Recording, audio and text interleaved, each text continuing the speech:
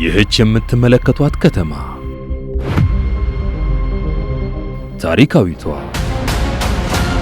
ውብ መስህቧ እናትዋ ጎንደር ናት። ጎንደር ከሁሉም በላይ ሰላምና ጸጥታ፣ ልማትና ግንባታ ያሻኛል ካለች ዋላ ደር ብላለች። በመንግስት እየተከናወኑ ካሉ በርካታ የልማት ሥራዎች ሌላ በአካባቢው ተወላጆች የእውቀት የገንዘብና የጉልበት አስተዋጽኦ እውን እየሆኑ የሚገኙ የልማት ሥራዎችም መገለጫዎቿ እየሆኑ ነው። ደግሞ መድመቂያዋ ጥምቀት መጣ።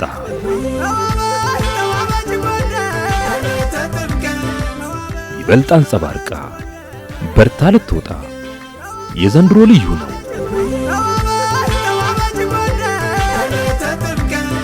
አገር ተሰባስቦ ጎንደር ሊከትም ነው።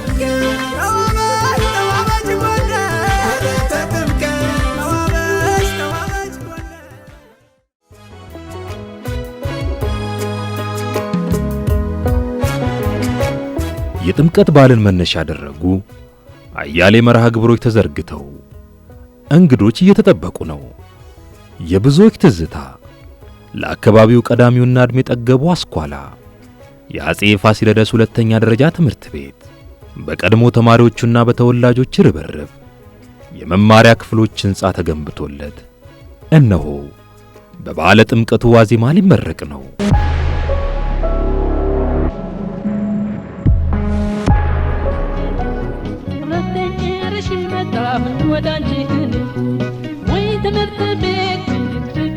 መገኛው በታሪካዊቷ ጎንደር ከተማ ነው።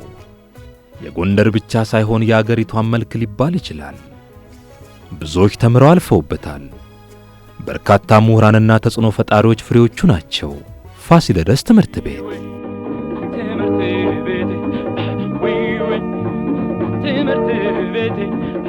የፋሲለደስ ትምህርት ቤት የተመሰረተው በ1934 ዓመተ ምህረት ነው። ፋሲለደስ አጠቃላይ ሁለተኛ ደረጃ ትምህርት ቤት ከመባሉ አስቀድሞ የትምህርት ቤቱ መጠሪያ ቀዳማዊው አፄ ኃይለ ሥላሴ ሁለተኛ ደረጃ ትምህርት ቤት የሚል ነበር። የመማር ማስተማር ሥራውን ሲጀምርም በነባሩ ጣሊያን ሰራሽ ሕንጻዎች ውስጥ እንደነበር ይነገራል።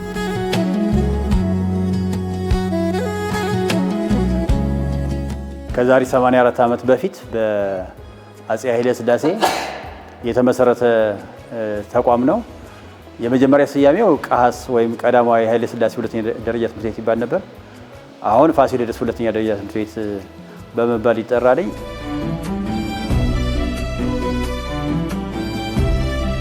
ፋሲለደስ ትምህርት ቤት ሥራ በጀመረበት በዚያ ዘመን ዘመናዊ የትምህርት ቤቶች ያልተስፋፉ በመሆናቸው ለአካባቢው ነዋሪዎች እፎይታን የሰጠና መማር ለሚፈልጉ ሁሉ በር የከፈተ ነበር። ድሮ ሰሜን አውራጃ በሚባለው ወይም ጎንደር ጠቅላይ ግዛት አጠቃላይ በሚባል የመጀመሪያው ሁለተኛ ደረጃ ትምህርት ቤት ይሄ ስለነበር ተማሪዎችን ለማስተማር ከፍተኛ የሆነ ከተለያየ አቅጣጫ ተማሪዎች ይመጡ ነበር። ከወረዳዎች፣ ከአውራጃዎች አጠቃላይ በጎንደር አካባቢ ያሉትን ተማሪዎች በማስተናገድ በኩል ትልቅ ፋይዳ ነበረው።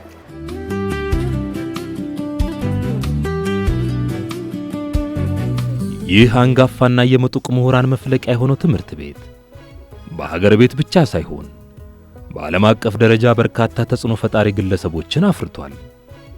እስከ ዛሬም ከ250 ሺህ በላይ ተማሪዎችን እንዳስተማረ መረጃዎች ይጠቁማሉ። በሕግ ብንሄድ ለምሳሌ የመጀመሪያው ጥቁር የሕግ ፕሮፌሰር ዊሊያም ሜሪ፣ ፕሮፌሰር አለማየሁ ገብረስላሴ፣ ፋሲለደስ ውጤት። አርትን በሚመለከት ብንወስድ እነ ፕሮፌሰር ኃይሌ ገሪማ፣ እነ ታማኝ በየነ፣ እነ ሰሞን፣ እነ አለማየሁ ገብረሕይወት እጅግ በጣም ብዙ የአርት ሰዎች ከፋሲለደስ ፈልቀዋል። በዲፕሎማሲ ደረጃ አሁን እንኳን የሀገራችን ፕሬዝዳንት ታዬ አጽቀሥላሴ ፋሲለደስ ውጤት ናቸው። እነ ሂሩት ዘመነ እና አምባሳደር ረታ አለሙ እነዚህ ሁሉ የዛ ትምህርት ቤት ውጤቶች ናቸው። በሳይንስ ቤዚክ በምንለው ሳይንስ ወይም ሪሰርች ቤዚክ ሪሰርቾች ውስጥ እነ ዶክተር ሙላት እነ ዶክተር ባዩ ሙላት እነ ፕሮፌሰር ሙላቱ ፋሲለደስ ለዓለም ያበረከተቻቸው ሰዎች ናቸው። በሕክምና የዶክተሮች በዛውም እጅግ በጣም ብዙ ምርጥ ዶክተሮች መፈልፈያ ቦታ ነው ፋሲለደስ። በውጭ ሀገር እኔ እንኳን አሁን ባለሁበት በዚህ አካባቢ በ50 እና 60 ኪሎ ሜትር ሬዲየስ ውስጥ ብንሄድ 50 በላይ የፋሲለደስ ልጆች ሐኪሞች እናገኛለን።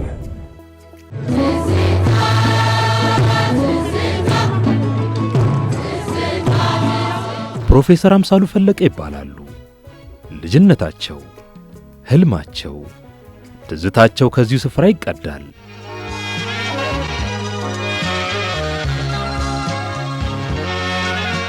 ፕሮፌሰር አምሳሉ ተምረው ትልቅ ደረጃ የመድረስ ጽኑ ፍላጎት ነበራቸው። ወላጆቻቸውም ሆኑ እርሳቸው ቅድሚያ ለትምህርት ትኩረት ይሰጡ ስለነበር መዳረሻቸው ፋሲለደስ ትምህርት ቤት ሊሆን የግድ ነበር። ፕሮፌሰር ወደ ኋላ መለስ ብለው ልጅነታቸውን ከፋሲለደስ ትምህርት ቤት ጋር አስተሳስረው እንዲህ ያወጋሉ። እንግዲህ እዚህ ትምህርት ቤት የጀመርኩት በ56 አንደኛ ደረጃ አጼ ፋሲል ትምህርት ቤት የሚባል አዘዞ ያለ፣ ከዛ አልፌ ነው 8ኛ አልፌ ጆይን ያደረኩት 9ኛ የገባው 9ኛ ቢ ነው አስታውሳለሁ። እንግዲህ በዛ ወቅት የነበረው ይሄ ኤቢሲ ምናምን የሚባለው በአለ እውቀት ደረጃ ነው፣ በግሬድ ነው የምትመደው። ፕሮፌሰር አምሳሉ በልጅነት ዕድሜያቸው የቦረቁበትን ሜዳ ቁጭ ብለው የተማሩባቸውን የመማሪያ ክፍሎች ፈጽሞ አይረሷቸውም። ዛሬያቸው በተሰራበት ትናንትና በተቸራቸው የዕድሜ ጠጋ እግሮቻቸው ይራመዳሉ። ትዝታ፣ ቁጭት፣ ተስፋ በውስጣቸው የሚፈራረቁ ስሜቶች ናቸው። ሊባሎን ሃይ ስኩል ኤሌመንተሪም በነበርንበት ጊዜ አስተማሪ እንዳይን ተደብቀን ነበር የምንሄደው። ምክንያቱም አስተማሪ ይቆጣል። ለምን ትዞራለህ ቁጭ ብለህ አታጠናም ስለሚልህ ተደብቀን ነው የምንሄደው። አስተማሪው ራሱ ጠርቶ ካዘዘነ ትልቅ ፌስታል በጣም እንወዳለን። አስተማሪው ጠርቶ ከአንተ ካለ በጣም ትልቅ ምክንያቱም ለመምህራችን የምንሰጠው እንትን በጣም ከባድ ነበር፣ ከፍተኛ ነበር። አሁን ተማሪና አስተማሪ እየተጋፋ ነው የሚቀበል ያለ በጣም ነው የሚያሳኔ። በዚህ አዝናለሁ። እና በወቅቱ የነበሩ አስተማሪዎች ራሳቸው በእውቀት የተካኑ ሰዎች ስለነበሩ በጣም ጥሩ ነበሩ። ተማሪውም ደግሞ ዲሲፕሊን ነው። እንደዚህ አሁን መግረፍ አትችልም። ያኔ እንገረፍ ነበር። ዲሲፕሊን ሆነ በሰዓት ትገባለህ፣ በሰዓት ትወጣለህ፣ በስነ ስርዓት ነው። ኢቭን ሜዳ ላይ እንኳን ስትጫወት ዲሲፕሊን ነበር። ያጣፋጭ ልጅነት ዘልቆ ያልዘለቀ ሳናውቀው ጀምሮ ሳናውቀው ያለቀ ዛሬ ላይ የሚወዱትን ትምህርታቸውን ገፍተውበት ሕልማቸው እውን ሆኖ እስከ ፕሮፌሰርነት ማዕረግ ደርሰዋል። በአንጋፋው ጎንደር ዩኒቨርሲቲም በመምህርነትና በተመራማሪነት እያገለገሉ ይገኛሉ። ልጆቻቸውንም እርሳቸው በተማሩበት በፋሲለደስ ትምህርት ቤት በማስተማር ለማዕረግ አብቅተዋል። ልጆቼ በሙሉ ከዚህ ትምህርት ቤት ነው የጨረሱት። ሁሉም እነሱ አሁን ዩኒቨርሲቲ ጨርሰው ሁሉም በተለያየ ስራ ውስጥ ነው ያሉት። አንዱ ልጅ አሁን ይዘ ሰርጀን እዚሁ ጎንደር ሆስፒታል ነው ያለው፣ ሰርጀን ደርሷል። እና በቅርብ ጊዜ እንዲያውም ስሙን በአሜሪካን እንትን አውጥተውታል።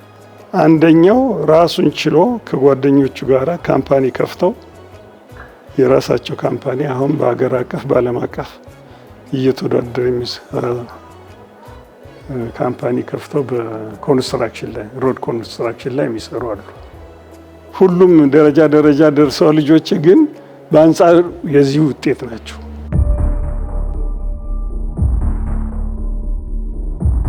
ይህ ታሪካዊ ትምህርት ቤት ከዘመናት ቆይታ በኋላ ከባድ ፈተና ተጋረጠበት።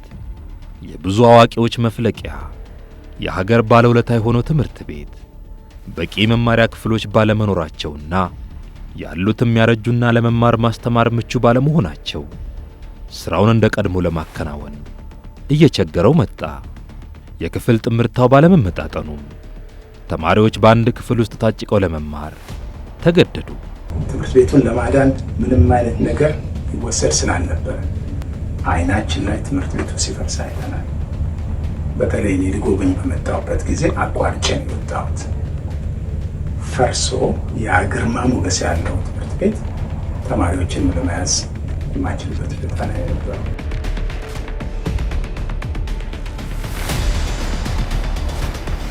በዋነኛነት ያጋጠሙን ችግሮች ቀደም ሲል አንደኛ ግቢ ብለን የምንጠራው የሱ ግቢ መፈራረስ፣ በዚህ ላይ የተማሪው ፖፕሌትድ መሆን፣ በአንድ ክፍል ውስጥ ከ86 እስከ 90 ተማሪ ማስተማር የግድ ያለበት ወቅት ስለነበረ መምህራንም በብቁ አትሞስፌር ማስተማር ባለመቻላቸው ተማሪዎቻችን ለውጤት ያልበቁበት ዘመን እንደነበረ እርግጠኞች ነን። አንድ ተማሪ መማር ያለበት ስታንዳርድ አለ። ስታንዳርዱ መሰረት መማር ሲገባቸው ግን ከስታንዳርድ በታች ነው እየተማሩ ያሉት። በዛ ላይ የመቀመጫ ወንበሮቹ አቀማመጥ እና ሌሎችም ችግሮች በተደራራቢነት የመማር ማስተማር ሂደቱ ላይ ችግር ሲፈጥሩ የነበሩ ነገሮች ነበሩ። መስኮቶች ፀሐይ ያስገባሉ እና በጣም የሚያቃጥል ነገር አለው። በጀርባ ላይ የሚቀመጡ ወደ ኋላ በዛኛው ጎን ነው ወደኛው ጎን ይመጣሉ ምናምን ያለ ሁኔታ በጣም የሚያስጠላ ነው። ሙቀት አለ። በሙቀት ላይ ደግሞ እንቅልፍ ይመጣል፣ ትኩረት ይሳባል። ጀርባ ላይ ድምጾች አሉ። መምህሩ ገብቶ ሙሉ ተማሪውን አቴንድ ለማድረግ ይቸገራል። በስርዓቱ እንኳን አስተምሮ ጥያቄ ለመጠየቅ ዴይ አክቲቪቲያችሁን ለማየት የቱ ጋር ያላችሁ ምናምን ብሎ ለማለት በጣም ይቸገራል። ብዙ ተማሪዎች በአንድ ክላስ መጠራቀም ዋናው ችግር የትምህርት ጥራት ቅን መቀነስ አለ። ያ የሚሆንበት ምክንያት እንዴት ነው? ብዙ ተማሪ ሲኖር የመረበሽ ቫልዩ በጣም ሀይ ነው የሚሆነውና ፊት ለፊት ላይ ቁጭ ብሎ መማር የሚፈልጉ ትኩረት ሰጠው ትምህርታቸው መከታተል የሚችሉ ተማሪዎች ዲስተርብ ይሆናሉ። በዛም ኬዝም ልክ መምህሩም ማስተማር የፈለገውን ነገር አስተምሮ አይወጣም። ሀሳቡ ዲስተርብ መሆን ባህሪ ያለው ትምህርት ቤቱ የገጠሙትን ችግሮች ለመቅረፍ ትውልድና ሀገር ወዳድ የሆኑ ግለሰቦች ተሰባሰቡ። በተለይም በውጭ ሀገራት የሚኖሩ የቀድሞ የትምህርት ቤቱ ተማሪዎችና በሀገር ቤት ያሉ የቀድሞ ተማሪዎች መፍትሄ ይሆናል ባሉት ጉዳዮች ላይ ለጋራ ዓላማ ተሰባስበው መከሩ። እነዚሁ ሀገር ወዳድ ግለሰቦች ሐሳባቸው ከውይይት ተሻግሮ በትምህርት ቤቱ ተጨማሪ መማሪያ ክፍሎች ያሉት ሕንፃ ለመገንባት በመስማማት ሀብት ወደ ማሰባሰብ ምዕራፍ ተገባ። የተሰበሰበው ሀብትም ሳይባክን የታለመለትን ግብ መምታት እንዲችል የሀገር ቤት በጎ ፈቃደኛ የቀድሞ ተማሪዎች በመሰባሰብ የፋሲል ድምፅ የሚል ሕጋዊ ማኅበር አቋቋሙ። የማኅበሩ አባላት የተለያዩ ኮሚቴዎችን አዋቅረው የትውልዱን አደራ ተቀብለው ሕንፃውን ለማስገንባት ወደ ትግበራ ምዕራፍ ተሸጋገሩ። ሐሳቡ ሲነሳ 25 አባላት ያለው የፋሲለደስ ጉዳይ ያገባኛል ያለ ማህበረሰብ የተሰባሰበበት ኮሚቴ ተዋቀረ። ከዛ በኋላ 11 የሥራ አስፈጻሚ ተመረጠ። 11 የሥራ አስፈጻሚ ከተመረጠ በኋላ የችግሩ ጥልቀት እንዲታይ ምንድነው ትምህርት ቤቱ የሚያስፈልገው በሚል ችግሩ ታየ። የመማሪያ ክፍሎች እንደሚያስፈልጉን ወይ እንደሚያስፈልጉት ተረዳን። ይህን መሰረት በማድረግ የሀብት አፈላላጊ ኮሚቴ አቋቋምን። ፋሲለደስን መልሶ የመገንባት መልሶ ወደ ቀደመ ታሪኩ እንግዲህ ወደ ቀደመ ታሪኩ ስንል የህንፃ ደረጃጀቱ ብቻ ሳይሆን ምጡቅ አይምሮ ያላቸውን ተማሪ ሊፈጥር የሚችል የትምህርት ቤት አካባቢ መፍጠር ወይም ምቹ የትምህርት ቤት አካባቢ መፍጠር እንደ ዋነኛ ግብ ተያዘ። ይሄን ይዘን ምንድነው ከኮሚቴው ጋር ከሀብት አሰባሳቢ ኮሚቴው ጋር የተነጋገርነው ወደ ማህበር መቀየር አለበት። ለዚህ የፕሮጀክት ፕሮፖዛል ወይም የማቋቋሚያ ሰነድ እና እዛም ጎን ለጎን ደግሞ የፕሮጀክት ሰነድ እንዲዘጋጅ የማድረግ ስምምነት ላይ ደርሰን ህጋዊ እውቅና ያለው የፋሲለደስ ድምፅ የሚባል ኮሚቴ ተቋቋመ። በዛ ኮሚቴ እኔ ትምህርት መምሪያን ወክዬ በኮሚቴው ጋር እንቅስቃሴ ጀመረ።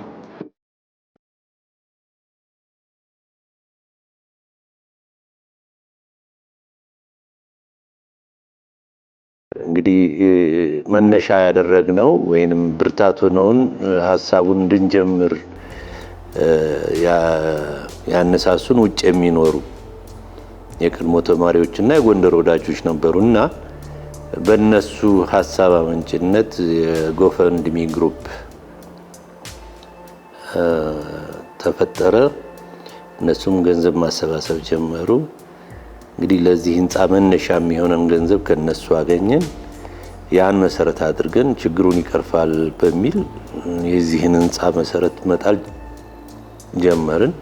ወደ 4 የሚሆኑ ንድፎች አዘጋጀን። ከአብይ ኮሚቴው ጋር ሰብስበን ወደ 25 የሚሆኑ ጥቅል ኮሚቴው ውስጥ ቁጭ ብለን ተወያየን። መምህራኑ እንደ መምህራን ከገጠማቸው ችግር አንጻር የሚያነሷቸውን ነጥቦች ለማየት፣ ተማሪዎቹ እንደ ተማሪ የተማሪዎች ተወካይ ሁሉም ባሉበት ተወያይተን ከአራቱ ንድፍ ያንዱን ንድፈ ሀሳብ ወሰድን። ያንዱን ወንድማችን ንድፈ ሀሳብ ወስደን በጋራ እንደገና ቁጭ ብለን ተወያይተን የወሰድነው ንድፈ ሀሳቡን የወሰድነው ወንድማችን ቁጭ አድርገን ሀሳቦቹን ሰተነው አምጥቶት ያን ሀሳብ ፋይናላይዝ ተደርጎ እንደገና ለአብይ ኮሚቴው ቀርቦ አብይ ኮሚቴው ገምግሞት ይሁን ብሎ የመሰረት ድንጋዩ ተጥሎ ወደ ግንባታ ገባን ማለት ነው።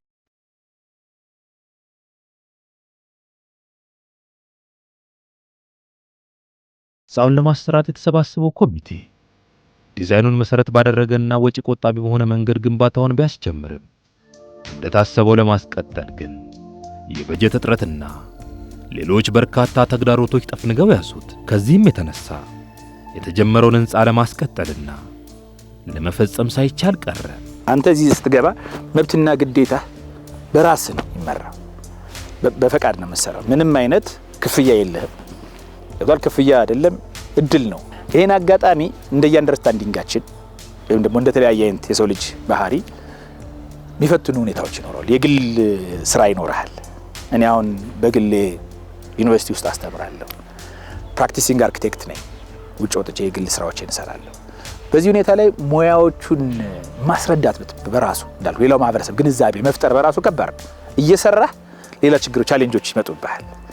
ይሄ ልጅ ለምንድን ነው እዚህ የሚሰራው ተብለህ ትጠይቃለህ። የኛ ማህበረሰብ ስፔሻል ኒድ እንዳለ ታስቦ ይሄዳል። ይሄ በማህበረሰብ ዘንድ ትልቁ ችግር ነው። እኛ ሀገር ላይ ትልቁ ችግር ሰው ሲሰራ ኦልሬዲ ክሪቲክስ ይደረጋል። ክሪቲክስ መደረግ ወይም ደግሞ ሰው የሚተቸው ስራ ሲኖር የሚተች ነገር ሲኖረው ነው የሚተች።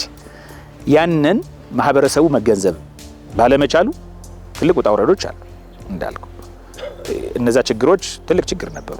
ያለችውን ሳንቲም እስክትንጠፈጠፍ ድረስ ስራ ሲሰራ ግንባታውን ሲያስቀጥል ቆይቶ በኋላ ያለው ሳንቲም የተሰባሰበው ሳንቲም አለቀ። ብዙ ነገር በመሃል ለአንድ ለ3 ዓመት ያህል ይሄ ተቋረጠ።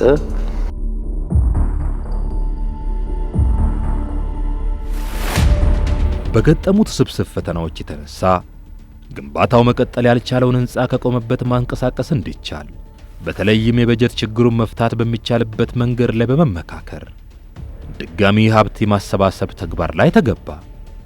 በተደረገው ርብርብም አስተማማኝ ገቢ ማሰባሰብ በመቻሉ ተቋርጦ የነበረውን ግንባታ ማስቀጠል ተቻለ።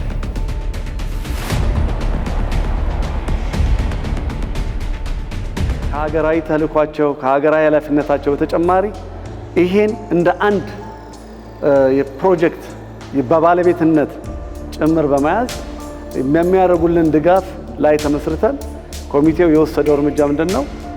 ክቡር ሚኒስትሩን የአሰሪ ኮሚቴው የበላይ ጠባቂ ሆነው እንዲያግዙን ይሄን ዴሌጌሽን ሰጠናቸው። ጉዳዩን ከቅርበት የሚከታተሉት የነበረው የንግድና ኢንዱስትሪ ሚኒስትር አቶ መላኩ አለበብ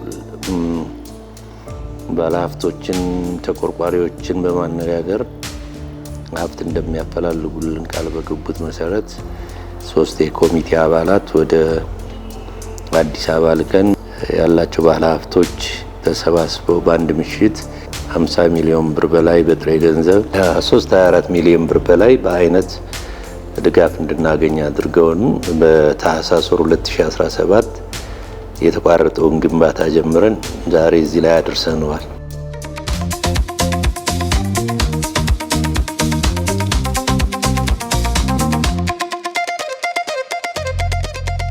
ፋሲለደስ ትምህርት ቤት ከመማሪያ ክፍሎች እጥረት የዘለለ ሌላም ብርቱ ችግር ነበረበት።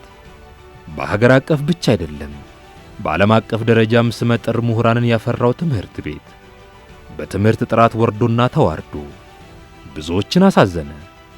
በ12ኛ ክፍል መልቀቂያ ብሔራዊ ፈተና ከ70 እና 80 በመቶ በላይ ተፈታኞቹን ወደ ከፍተኛ ትምህርት ተቋማት ያሳለፈ የነበረው ፋሲለደስ በቅርብ ዓመታት አብዛኞቹ ውጤት የማያመጡበት ትምህርት ቤት ሆነ።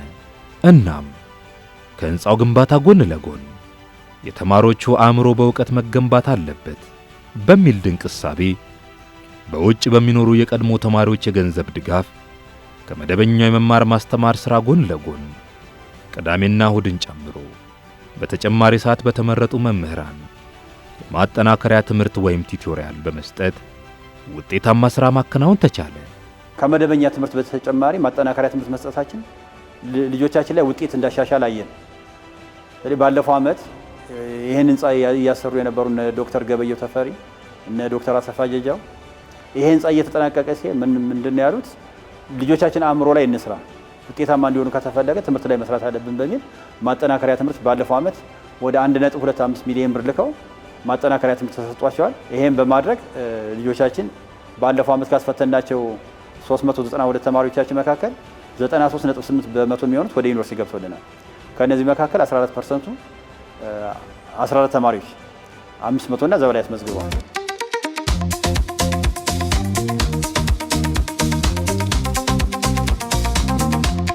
ድሮ የምናስበው ይሄን ያክል ፖርሽን እንዴት አድርጌ ጨርሰዋለሁ፣ ዩኒቶቹ ሊከብዱን ይችላሉ፣ ሁሉም ዩኒቶች ላይ ገቡን ይችላሉ።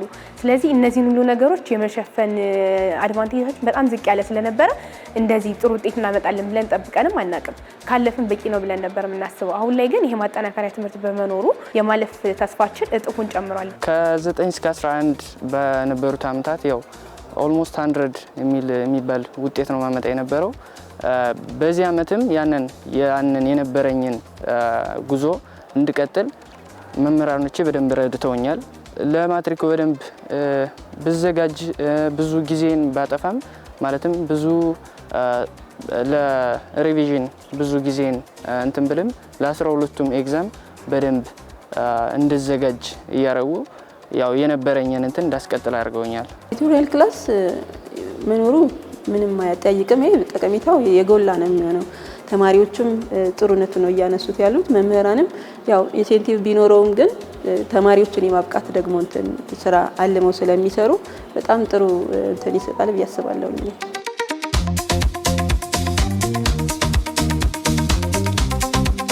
የመማሪያ ህንፃው ከበርካታ ፈታኝና አላስጨራሽ ትግል በኋላ እነሆ ጥራቱን በጠበቀና ለተማሪዎች ምቹ በሆነ መልኩ ተጠናቆ በጥምቀት በዓል ዋዜማ ለምረቃ ሊበቃ ነው።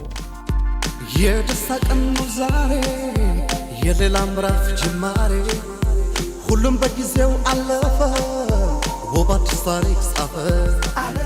ህንፃው ባለ 2 ወለል ከመሆኑም ሌላ ከመማሪያ ክፍሎቹ በተጨማሪ ሌሎች ግልጋሎቶችን እንዲሰጥ ተደርጎ የተገነባ ነው። አንዳንዶቹ ክፍሎች የኮንፈረንስ ታይፕ ይሄ የአክቲቭ ለርኒንግ ሜተድ የምንጠቀምባቸው ክላሶች ናቸው እና የራሳቸው የሆነ ከፖርድ ያላቸው ከውስጥ የተማሪዎቹ ቦርሳ፣ ቁሳቁስ ማስቀመጥ የሚችሉባቸው ቦታዎች ክሬት ተደርገው ተቀምጠውለታል። እዛው ላይ ከምድር በታች ባገኘነው ቦታ ያካተትናቸው ቅድም ተዛማጅ አገልግሎቶች ያልኳቸው የመምህራን መቀየሪያዎች ወደ ክላስ ከመግባታቸው በፊት እንትሮች ያስፈልጓቸዋል። መጥተው ልብሳቸውን አውልቀው ማስተማሪያ ጋውናቸውን አድርገው የሚይዟቸውን የመማሪያ ቁሳቁሶች ይዘው እንዲሄዱ የራሳቸው የሆነ ለሁለቱም ጾታ ለወንድም ለሴትም በዛ ግባብ እንዲሁም በቂ የመጸዳጃ ክፍሎች ዘመናዊ የሆኑ የመጸዳጃ ክፍሎች እንዲኖራቸው ተደርጓል።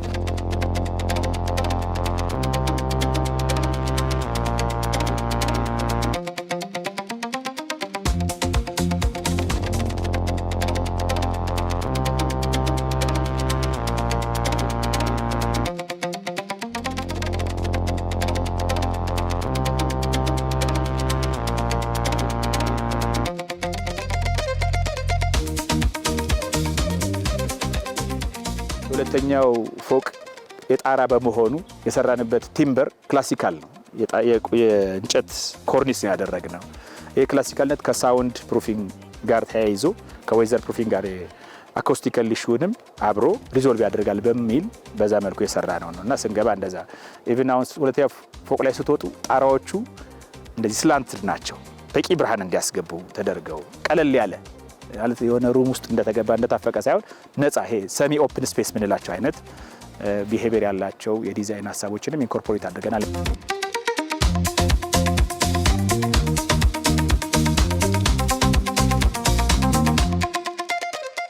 ግንባታው እጅግ ጥራት ያለው ግንባታ ነው።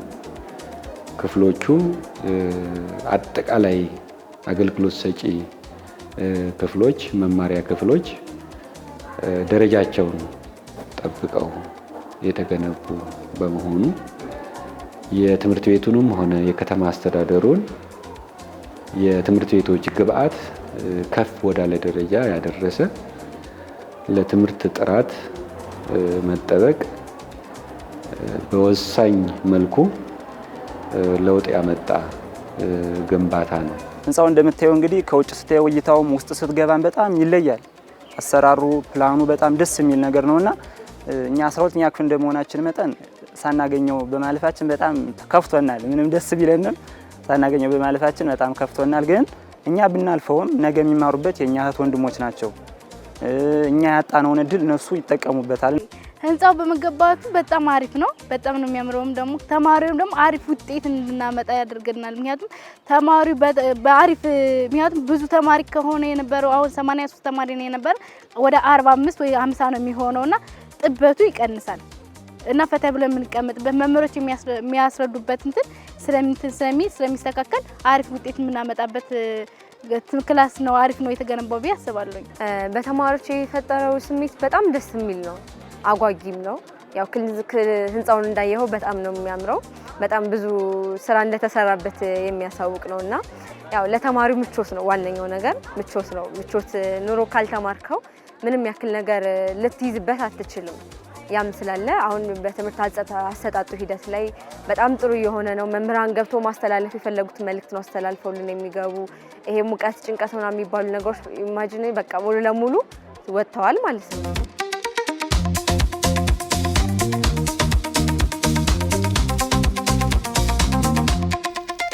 ህንፃውን ሰርቶ ለማጠናቀቅ 96 ሚሊዮን ብር ጠይቋል። ከዲዛይን ስራው ጀምሮ በምህንድስና ሙያቸው እስከተሳተፉበት ባለሙያዎች ድረስ በበጎ ፈቃደኛ ተወላጆችና የትምህርት ቤቱ የቀድሞ ተማሪዎች በመሰራቱ ህንፃውን ከተገመተው ባነሰ ወጪ እንዲጠናቀቅ አስችሎታል። ይሄን ፕሮጀክት ስንሰራ 3 አካሉን እንደሰራ ነው። ባለቤት፣ አማካሪና ኮንትራክተር ሆነን እንደሰራ ነው። አሁን ኮንትራክተር ቢሆን ተሰጧል፣ እሱ ያመጣላል ሁሉን ነገር። እንደ ግዢ ኮሚቴ የግዢ የራሱን መሰረታዊ ሂደት ጠብቆ ፕሮፎርማ ሰነድ ፈልጎ ምናምን ይሰራል። እንደ ግል ቤት አትሰራው፣ የህዝብ ሀብት ነው። እንዴት ነው የምንሰራው? ሶስቱንም መስራት እንደ ሳይንቲፊካል ጀስቲፊኬሽን ወይም ደግሞ እንዳሰራር ስህተት ሊመስል ይችላል፣ ግን ስህተት አይደለም። ስህተት ያልሆነበት ምክንያት ገንዘብ አላባከንም፣ ኳሊቲው ላይም ደግሞ የህንፃው ጥራት ላይ ኮምፕሮማይዝ አላደረግንም። ገብቷል። ሶስተኛው ላይ ደግሞ ባለቤቶችን በምንፈልገው መልኩ ሰርተናል። እንግዲህ ይሄ ኮሚቴ ሲደራጅ አስተዳደራዊ ስራዎችን ብቻ የመስራት እንትን ብቻ አይደለም ይዞ የተነሳው። እንግዲህ ፋሲለደስን እንስራ ስንል ራስ አገዝ ነው። ግንባታውንም ቢሆን ባሉን ኢንጂነሮች ክትትል፣ የቅርብ ክትትል ያለምንም ወጪ እዚህ አደረሰናል። ስለዚህ ዛሬ የኛ ዋጋችን የኛ ክፍያችን ህንፃው አልቆ ማየት፣ ልጆቻችን በዚህ መማሪያ ክፍል ሲማሩ ማየት ነው።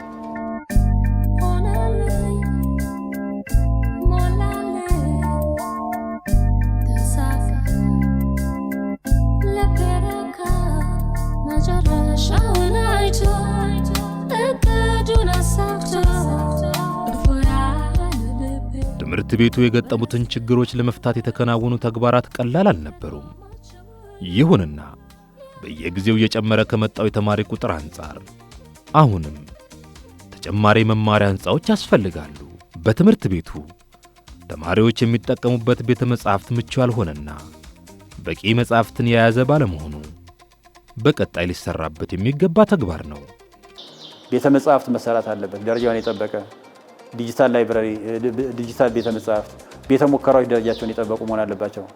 የአይቲ ማዕከላት ያው በቴክኖሎጂ ተማሪዎቻችን ይዘምኑ ከተባለ የአይቲ ማዕከላት ያስፈልጋሉና ብዙ የሚጎሉት ነገር አለ። ይሄ ካልተሟላ የትምህርት ጥራት ማስጠበቅ አንችልም። ትልቅ ሀሳብ ሆኖ የሚቀጥለው የላይብራሪ ጉዳይ ነው። ስለዚህ የላይብራሪው ጉዳይ የቀድሞ የፋሲለደስ ተማሪዎች፣ ስለ ጎንደር የምታስቡ ባለሀብቶች፣ በቃ ጎንደርን ተለውጣ ማየት የሚፈልግ የጎንደር ተወላጅም ሆነ ኢትዮጵያዊ ለውጥ የሚመጣው በትምህርት ነውና ይሄን የላይብራሪ ጉዳይ መላ እንድትሉን መልእክቴን በዚህ አጋጣሚ ማስተላለፍ ፈልጋለሁ። የገባንበት ኮሚቴ ገንዘብ በማሰባሰብ ችግሩን በሰፊው በማስረዳት አገር ቤት ካሉ ሰዎች ጋር በመቀናጀት የጎንደር ሕክምና ኮሌጅ ባሉበት እያንዳንዱ ሰው በሙያው የሚተባበረው በሙያው፣ በገንዘቡ የሚተባበረው በገንዘቡ፣ አቶ መላኩ አለበል ጋር ማስተባበር፣ ቁሳቁስን በማቅረብ ገንዘብን በማቅረብ ይህ ትምህርት ቤት ዛሬ የመጀመሪያው ምዕራፍ ተሰርቶ የመጀመሪያው ክፍል እንዲመረቅ በሚደረግበት ጊዜ አካል ባልገኝም ከፍተኛ ደስታ እንደተሰማኝና እንኳን ደስ አላችሁ የሚለውን መልእክት ማስተላለፍ እፈልጋለሁ። ለዚህ እንድንበቃ ያደረጉልን በውጭ ሀገር የሚገኙ የቀድሞ ተማሪዎች፣ በከተማችን ያሉ የቀድሞ ተማሪዎች፣ የከተማችን ባለሀብቶች፣ ከከተማችን ውጭ ያሉ እንደዚሁ ባለሀብቶች ጠይቀናቸው የነፈጉን ነገር የለም። ተቋማት ጎንደር ዩኒቨርሲቲን ጨምሮ በምረቃናችን የምናነሳቸው ተቋማትም ግለሰቦችም አሉ። ላደረጋችሁልንና ለዚህ እንድንበቃ ከጎናችን ለቆማችሁት ሁሉም ድርጅቶችና ግለሰቦች እኔ እንደ ግል ኮሚቴ እንደ መነሻም እንደ ትምህርት አመራር በነበርኩበት ሰዓት ለነበራችሁ ትብብር ላቅ ያለ ምስጋና አቀርባለሁ።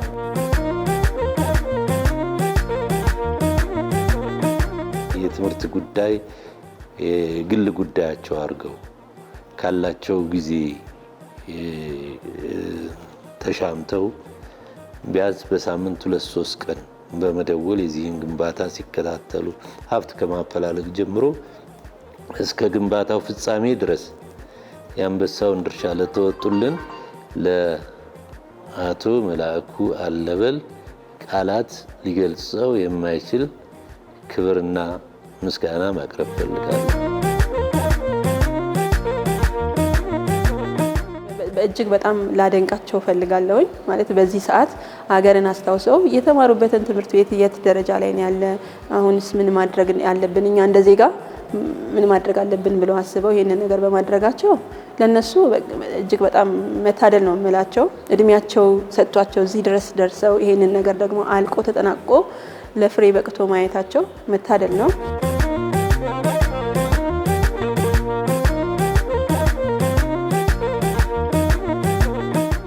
ሀገር የምትሰራው መልካም ስነ ምግባር በተላበሰና በእውቀት በታነጸ ትውልድ ነው። ትውልድ ከሚሰራባቸው ተቋማት መካከል ደግሞ ትምህርት ቤቶች ተጠቃሽ ናቸው። እንደ ፋሲለደስ ያሉ ሌሎች ትኩረት የሚሹ የሀገር ባለውለታ ትምህርት ቤቶች መታየት ቢችሉ ዘሩ ትንሽ ፍሬው ብዙ ነው።